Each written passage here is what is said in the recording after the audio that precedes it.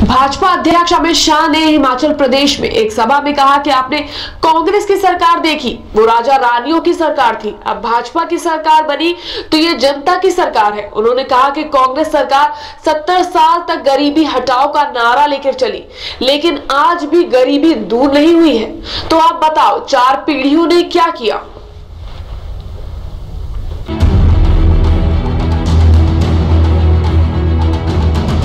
भाजपा अध्यक्ष अमित शाह अब पूरी तरह से चुनावी मूड में दिखाई दे रहे हैं। उनका ये तेवर हिमाचल प्रदेश में एक रैली के दौरान दिखा।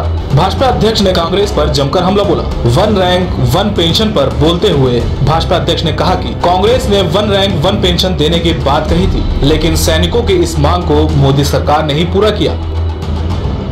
शाह ने कांग्रेस पर तंज कसते हुए कहा कि कांग्रेस ने अपने परिवार को ही सारी सुविधाएं दी हैं।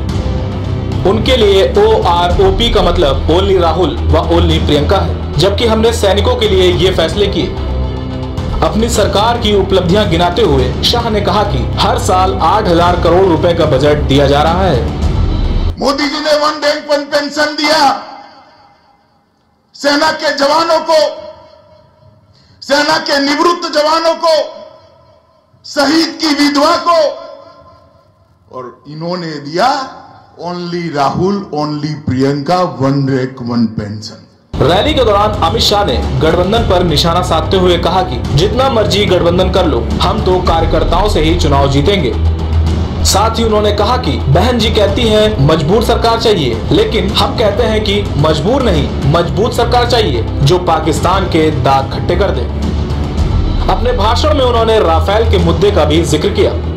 राफेल डील पर उन्होंने कहा कि राफेल डील ने देश को मजबूत किया है। सुप्रीम कोर्ट ने क्लीन चिट दे दी है, फिर भी विरोधी आरोप लगा रहे हैं। प्रधानमंत्री मोदी पर बोलते हुए उन्होंने कहा कि चौकीदार घोटाले को उजागर कर रहा है और देशवासी डीलरों वाली सरकार नहीं चाहते।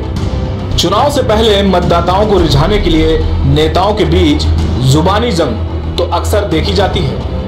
अब देखने वाली बात यह होगी कि ये बयानबाजी कहां तक होती है। Bureau report, prime TV.